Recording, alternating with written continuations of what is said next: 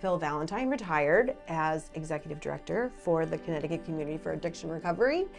And I think everyone has been waiting to see who the new person was that was going to step into this role. I would like to personally introduce Stacy Charpentier. Hi, Amy. A lot of people know you from events, from training, from conferences, just past the right hand of Phil Valentine. I just wanted to take an opportunity to, let people kind of get to know you a little bit more personally. Sure, thank you. So I just, tell us a little bit about Stacy. Little Stacy. Stacy. Where'd you grow up? Oh, okay. What are your hobbies? Sure. So I was born in New Britain. Yes. You already know. I'm from New Britain, hard hitting.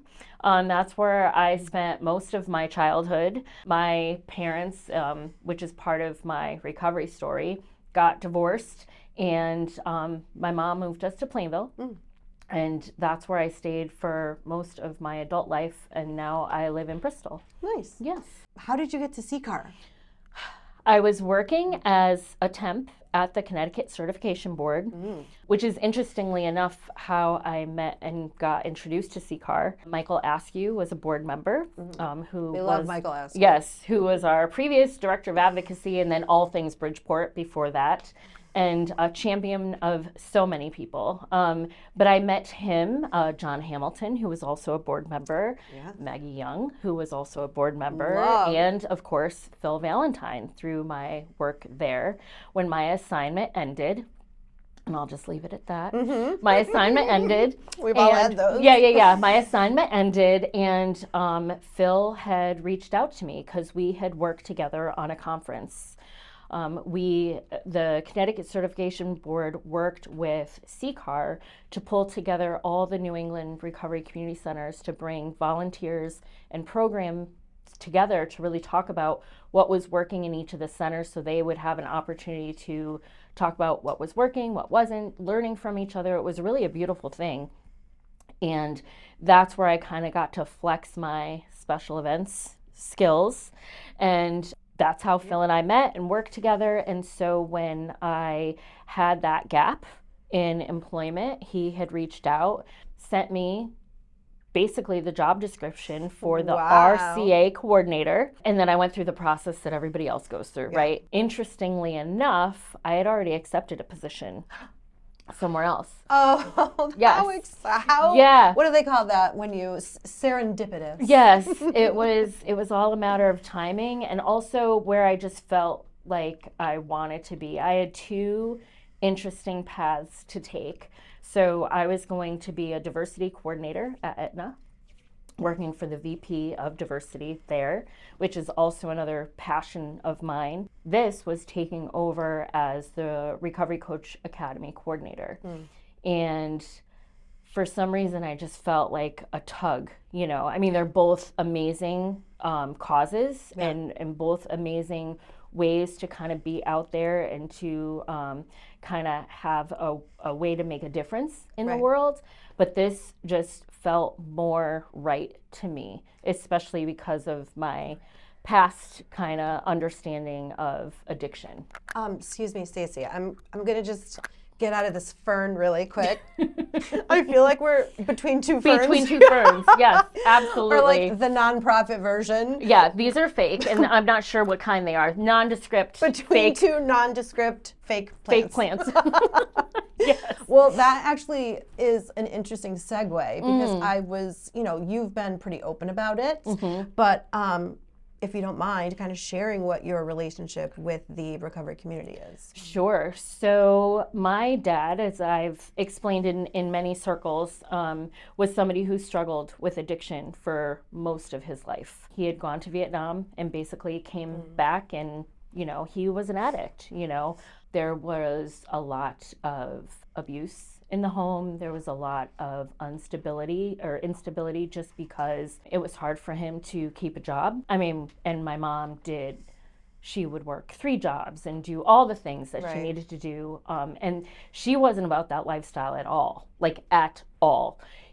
and so it was really just one of those kind of things where I just assumed that everybody else had this idyllic, Right. environment. We're growing up like the Brady Bunch, and I was just living in this like, what did I do? Right. And it was always one of those things where once we got to a certain point, I remember my mother basically saying like, we can't do this anymore, and she moved us out. Yeah. My mom had been scrounging money, putting money aside, and basically my father left for work one day and we moved out, and he got home and didn't know that we were gone. What a power move, though. Yeah. Oh, completely. Your mom, what a power move. Rock star. Tell me a little bit about your family. Currently? Yes. Or just everybody? Just in general, everybody you got. I know obviously your mom is, she's a rock star, like you said. Yes, it's a big part of your life. So my mom and my brother, who I have one sibling, my brother, who I'm very close with, who I see almost once a week. Shout out to Keith. Shout out to Keith. I mean, he's a rock star too. I mean, given everything that we had been through to be where we all are today, is truly super powerful. Successful. Yeah. Well, and I think it's not even a matter of like status or where we work. It was just like to have the bond that we all still have through all of it. And what was really kind of incredible is that like none of us talked about it. We didn't share it. We didn't tell people what we were going through because that wasn't we allowed. We didn't want anybody to know, Right. And I think like even when, when I was growing up and when I was in high school, people just knew that my parents were divorced. Right. They didn't know how we left, why we left, or whatever. All of a sudden, I just was in this place in New Britain, but a new apartment, and I think it was just a matter of, I don't know if people would have understood it or if I didn't even know how to explain it. Everybody has struggles, and even as a young child, like trying to hide, having to hide that kind of stuff and still keeping on a brave face. But, it is pretty amazing because I've seen the bond with your family firsthand. Yes. And even your children. Yeah. You know what I mean? So that, like you guys have a very, very tight-knit family, those Charpentiers, let me tell you. Yeah. No, absolutely. Talk a little bit about your immediate family. I have a husband, Aaron, who is, he's amazing. Mm-hmm. Yeah. And you know that firsthand, too. Yes, he's amazing. He's amazing. He's so supportive. Even when I was going through this process of deciding whether or not to take on take on the opportunity to apply for this role and everything else, like he was one of those people that was a champion, a supporter, listened to me doubt myself through all of it. Can I do this? Because Should I do this? That's something that we should, also say. It was a process. You worked for this position. And, rightly so. Obviously, Phil has huge, he's done so much for this organization. Yeah, and he built it. He literally built it. And I think that we're going to have to go through some grueling questions and interview process and all of that. And, I applaud you for that because, it was, not only are you very deserving of the position, but you also worked for it. Thank you. I appreciate that. And I think that's the part where I didn't bring it into the office, so people didn't know. Right. I let certain people know that it was going to directly impact, obviously, the leadership team and things such as that, my team. But really, the people outside of here were the ones who got the brunt of, oh my goodness, what am I doing? Can I do this? Should I do this? I mean, I was in a position as the director of training, even though there are always challenges to any position. So talk about that too, what you were doing here at CCAR prior to. So I was the director of training. So as I mentioned, I started as the Recovery Coach Academy coordinator. I think a year after that, I was promoted to the Recovery Coach Academy manager. We had talked a little bit about taking the training aspect out of CCAR and kind of making it its own thing. So some people will remember when we called it CART.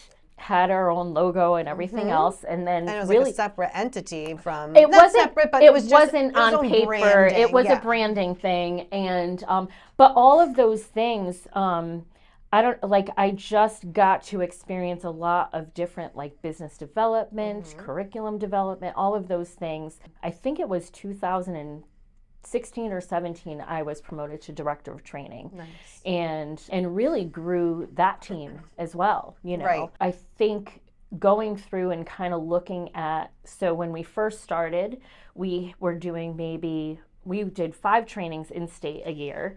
We were using a local print shop who made our manuals out of binders and was literally collating the binders one by one and sending them out to trainers throughout the country.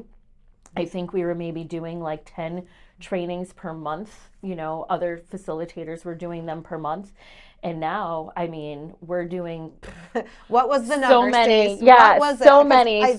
So I know we hit serving 100,000 people this past year, and it's just been incredible. Phenomenal growth. Absolutely incredible, and I think that we promote that kind of stuff, but I think I just want people to know that is due to the leadership of Stacy Charpentier. So thank you. I just think that that's such an incredible thing, and just is a testament to the the things that you can do, and the passion and ability to serve the community. And I think the biggest thing for me, I mean, the curriculum has always spoken for itself, but I think part of me is making those connections and building those relationships and looking to see, it wasn't ever just about, I know director of training in the training department is responsible for bringing in a certain amount of money into the agency to help sustain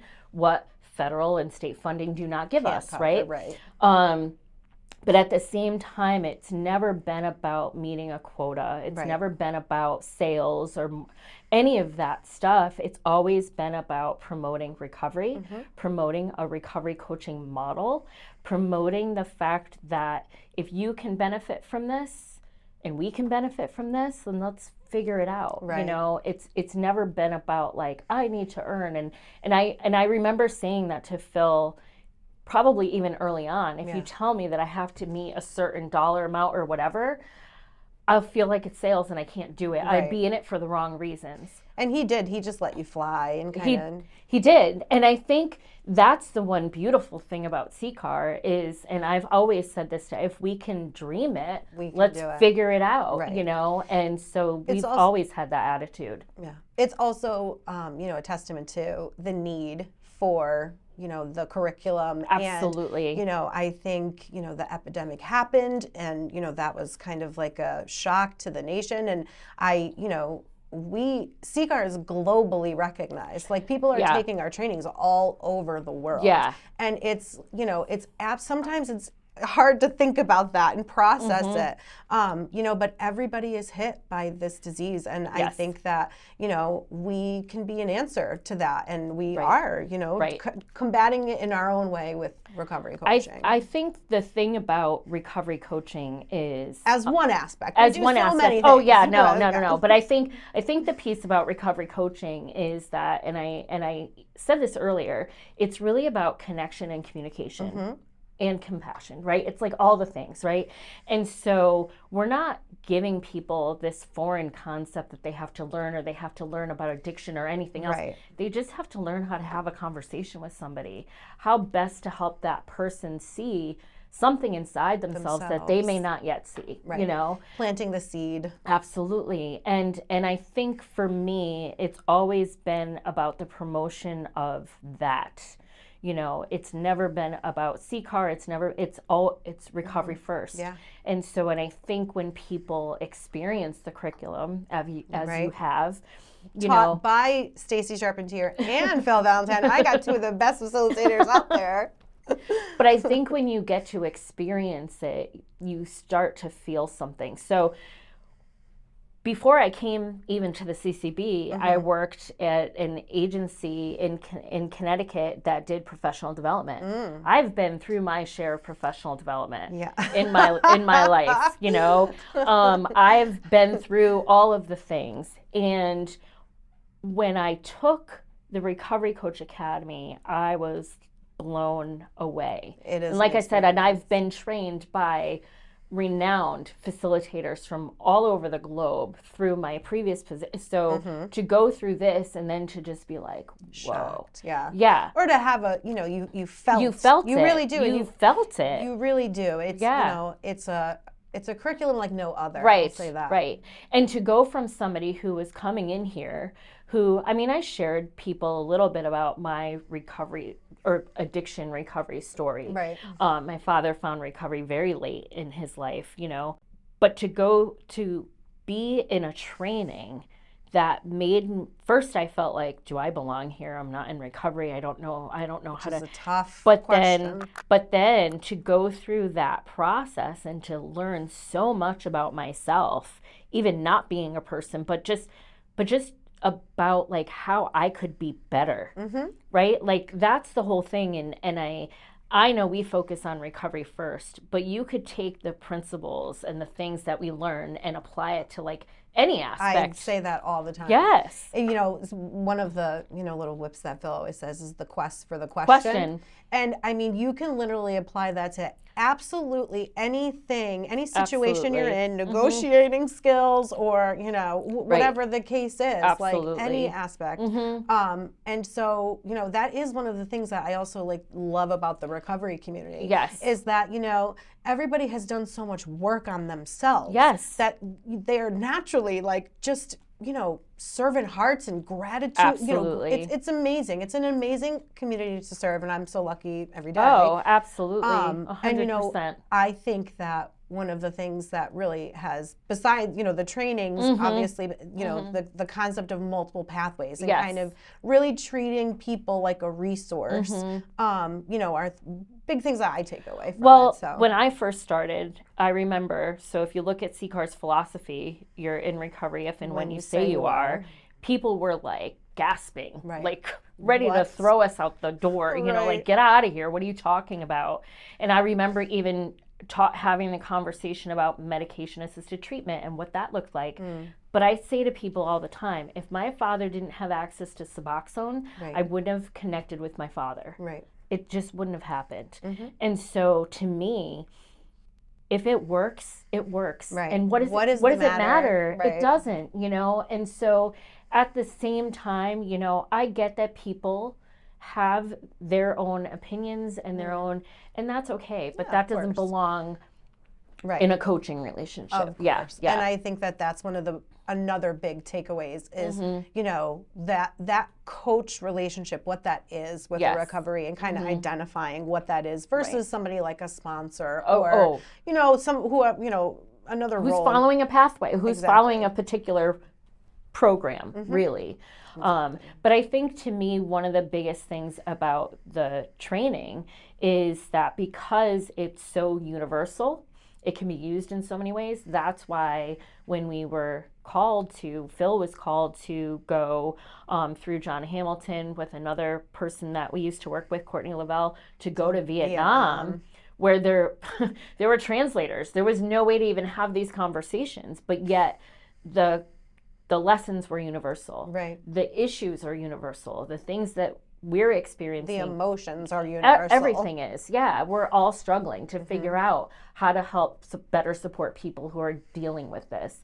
And, when we had the opportunity to go to Qatar, again, huge language deficit there, like translation, culturally, we had to go through all the things.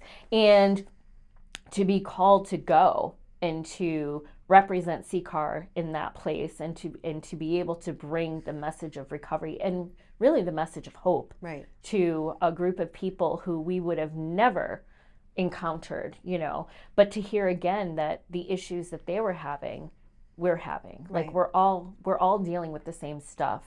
And so that's the piece that I really have enjoyed. The connections that I have made have really kind of brought me to this place where I felt I could take on something like this because I'm truly interested in connecting with people. And it doesn't have to be through the curriculum. Like I get to go to all the centers. I've been going to all the centers to do some training and things, and getting to connect with the volunteers and seeing what CCAR means to them has been, there's just no other joy in any job that I've ever had than I get when I go into the centers. Magic moments that happen in the centers can bring you to tears. Oh, 100%. It's incredible. And I encourage everyone to step into a CCAR Recovery Community Center if you have never, because there are some magical things going on. Absolutely. And some incredible people. I think that's the biggest piece, is that the people that come to the centers are so just grateful for the opportunity to be in a space where they can be authentically themselves. Absolutely. And they've never been able to do that. They've been like me, hiding behind a mask because they didn't want to have support from people who are like-minded. Absolutely. You know what I mean? And, are just kind of taking them through this like really vulnerable time. And it can be very, depending on the spaces that you're in, it can be very just isolating. Yeah. You just don't even want to engage. And so to have people that talk about how much CCAR has changed their life. One of my friends, we saw each other in a grocery store, and she had asked for help. One of her relatives was struggling, and I put him in touch with a coach from CCAR, and got him into treatment and whatever the situation was. And she was so grateful for that opportunity. That person had since passed away, but which gut-wrenching all the time. It never hurts any less, right, to hear it. But she was still so grateful because the time that person spent with that coach made such a difference in their last. You know what and so I just thought, like, even when somebody is grieving, they still go back to how grateful they were for CCAR. Yeah. And to me, that is how incredible is that? I don't know any other joy. I don't know how you can get any other joy or just fulfillment from any other job than, And, one thing that CCAR does that kind of sets itself aside from other organizations is our organizational culture. Oh, and we just had, a meeting this morning, and we're talking about, compassion fatigue and burnout. It's such a beautiful thing. And I think that all comes back to just like wanting to help people, support each other. If you're not able to help people, then you know what I mean. Like, as leaders, we need to support the support teams, right? And also build other leaders. And so if somebody's struggling, and I sit there and I totally hear it. I'm stretched too. That's not contributing to. I need to think about that for the question. Right. Why? What is causing the struggle? Talk to me about, what does struggle mean? I think I talked about that this morning. Like I said, I was overwhelmed, and Phil was like, what does overwhelmed mean? Sounds very much like Phil. This job is hard. Well, what does hard mean? Yeah. But it is those truth. Things, like, we can't just take things for face value. And I think what is beautiful is that we practice what we preach. And so I'm not telling people you need to go out there and know how to help people, but then we're not going to help ourselves. Right. We have to have those conversations here because we're all living life on life's terms. Right. Which is no different than anybody out there. Right. You know what I mean? And so we all have to just take a breath, check in with ourselves, check in with each other if we notice that, hey, are you okay today? Yeah. Why are you emailing me at 3 a.m.? Well, because I wake up in the middle of the night. How come you emailed me back? I know. Let's not talk about that. But we all have our stuff. But at the same time, we can have that conversation and be like, so what were you doing up at 3 a.m.? I couldn't sleep, so I was reading. I got on my email. Whatever, but that's like all the things. We're all trying to get through it, And I think what I love about working here is that we look at that as a way to help support each other, and we give each other ideas of how to self-care and all the things. So the result of that meeting was compiling a list of self-care activities and sharing it with everybody. Like, how amazing is that? Yeah. Or, Emily's idea of just taking 2 minutes in the beginning of a meeting and just being mindful and just kind of decompressing from wherever you just came from Right. to rush here to get here, you know. Sometimes from meeting to meeting, Right. especially if you're online. But how simple. Yeah. What a simple idea. And simple ideas. You know, it's but that's that concept of taking care of right. the people. But that's what coaching is. Right. I mean, coaching is simple. Yeah. You know, it's not, I don't want to take anything away from it, but it's, when you go through the concepts, you're like, these make perfect sense, right? Yeah. Of course, this is how I would want to be treated by anybody at any time for anything. And yet, you know, sometimes we just think things are so out of our grasp, and they're not. So for anybody that is potentially interested in checking out more for, you know, the Recovery Coach Academy or learning more about the Recovery Coach professional designation, where can they go? So we have, so obviously anybody can go to the regular CCAR website. There is a tab called training, which is easy because it's just CCAR.us. Go to the training tab. The training department does have their own website, addictionrecoverytraining.org, all one word. But either way, you'll get to us, and we can help, you know, answer any questions from anywhere you are. Because we have people, I did a training with Recovery Coach Academy UK, and we had people from all over the world. Literally. So and I think wherever you are, we can support you. And, you know, a quick note too, just whatever even, you know, industry that you're into. Because, you know, we're finding that, you know, people can literally apply these skills like we were saying before. So, you know, anybody that's in kind of a servant kind of. To me, I think that there should be accessibility to recovery coaches anywhere. It shouldn't be exclusive to the behavioral health world. Right. I think that's part of what I would like to see me do, is try to get not just recovery coaching, but CCAR in general to be known out there. Like, you could be struggling at a construction site. You could be struggling in a manufacturing company. You could be struggling anywhere. And there are people who have no idea that this resource is available, and we're free. Right. Here in the state of Connecticut, we have 8 centers to serve people. We have the TRS calls that you mentioned. You don't have to even go into a center. You could just pick up the phone and call, or sign up online and say, I need some help. I need somebody to check on me. And that's all free. And so part of what I would love to see is for more people to know who we are.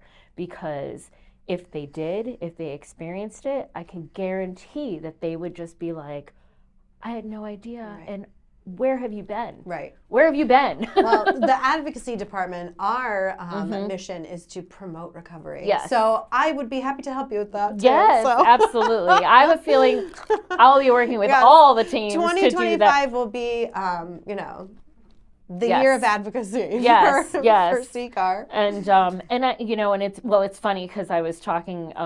You asked me about my family, and so I spoke about my amazing husband. But my 2 daughters, Chloe and Mason, so Chloe is pretty gifted in Canva and graphics and stuff.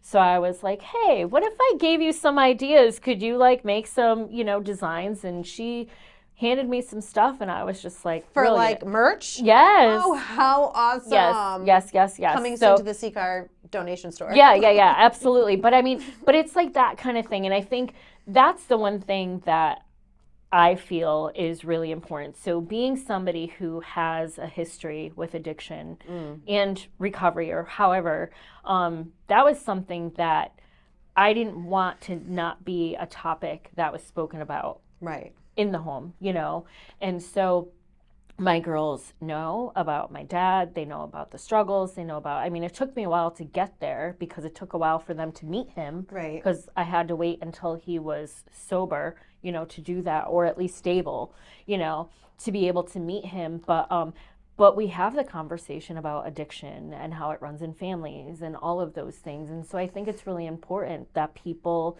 have the conversations. It shouldn't be a taboo subject. We need to stop.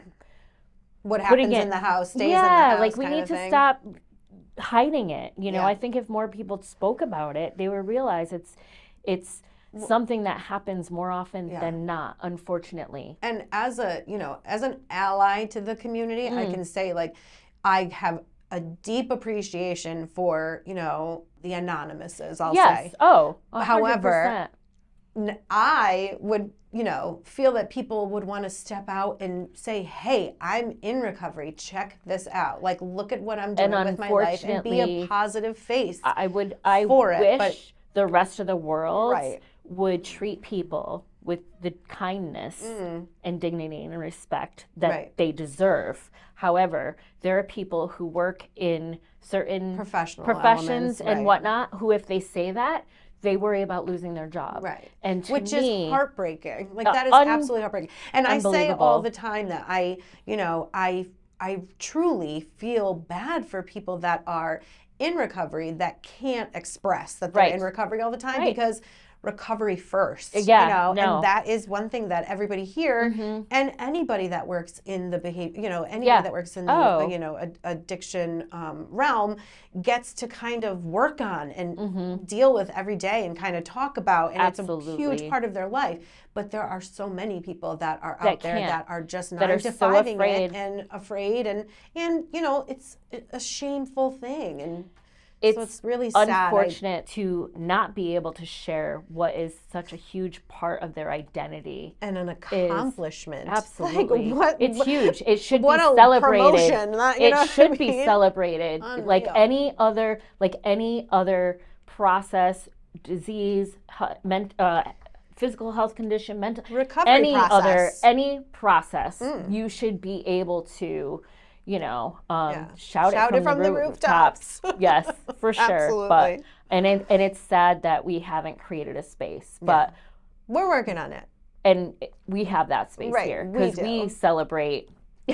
We celebrate every single pathway that you can imagine. And I, you know, like, that's also something that I truly admire. And I, you know, I've shared this before too, that, you know, again, deep respect for the anonymous, whatever insert. But, you know, when my cousin who, you know, when she was first coming into recovery, that was really the only thing that she kind of knew about. Yes. And it was just that was not her jam, you know? And my dad too. And I can't tell you how many 30-day chips we have because he never went any further. Right. Yeah. And, you know, unfortunately, even my family, who was kind of well-versed in addiction and kind of had gone through that experience, didn't have the tools to say, hey, well, there's other things that you can be doing that could, you know, help you in this process. And so I love the concept of multiple pathways and shout it and celebrate it and acknowledge everybody. And just show people that their recovery is possible. So many ways to recover, And people do.